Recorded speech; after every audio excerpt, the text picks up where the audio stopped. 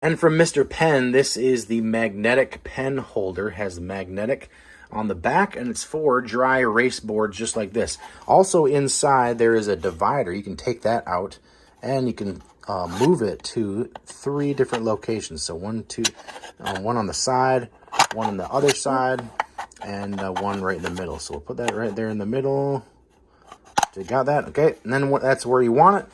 It'll stick right to your whiteboard, just like that. And then it also comes with markers. So you've got brown, purple, and blue, and red, and pink. So very easy to move around. This happens to be a half cork, half whiteboard, but still very useful to put right here in the bottom corner. You can take those markers out and write hello, and the markers write really, really well as well. So great from Mr. Pen.